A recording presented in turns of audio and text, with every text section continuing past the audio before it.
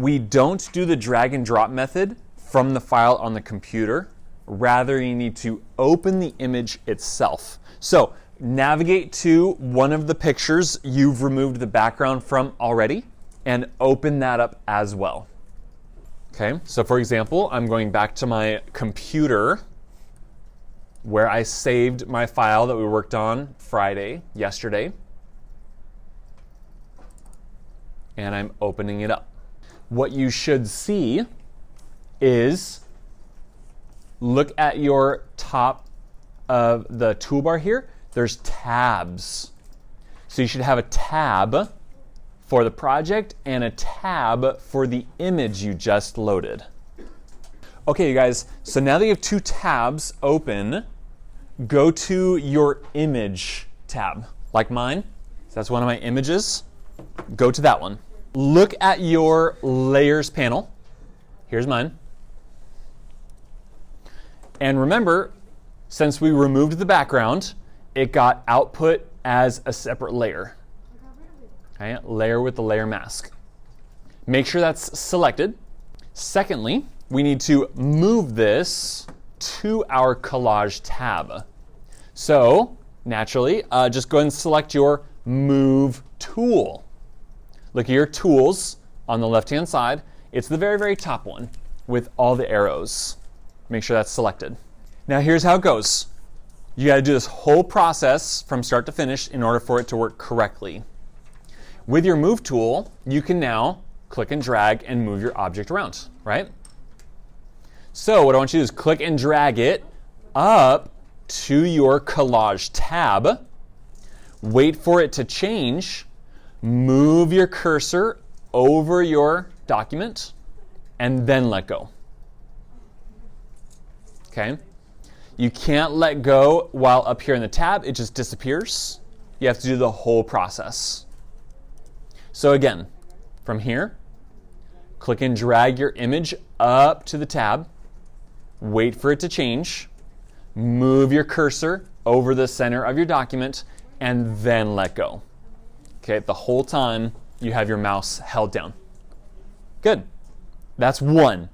You guys will have to do that 6 more times for your other objects once you've removed the backgrounds. Okay, you got to get them all into this document to make your collage.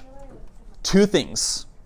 1, you're going to have 7 other objects in here, and we don't want all your layers named background copy. Right? So, like I said, get in the habit of renaming your layers. Rename this layer right now to whatever it is. Just simply double click on the words on the layer, and then you can rename it. Last thing, what if when you dragged it in, you're like, oh, it's too small. It's too big. I need to rotate it. Okay? Depending on how it interacts with your collage. What you have to do is called transforming. We have to transform the layer. So what you do from here is go up to your edit menu, because we're going to edit the layer.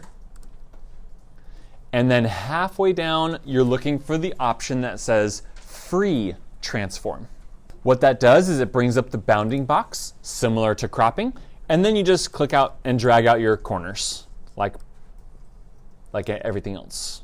What if you want to rotate it? Hover your cursor just outside one of the corners, like such. Your arrows will turn to like a U-shaped arrow, and then you just click and drag. Just like cropping, once it's the size you need it to be, you can press enter, return, or the little check mark up here in the toolbar. If you scale it down really small, like this, and solidify your transformation, Photoshop deletes all the extra pixels because you told it that you don't need them. You made it really small. If you then change your mind and rescale it up like this, look what happened. Now it's all pixelated.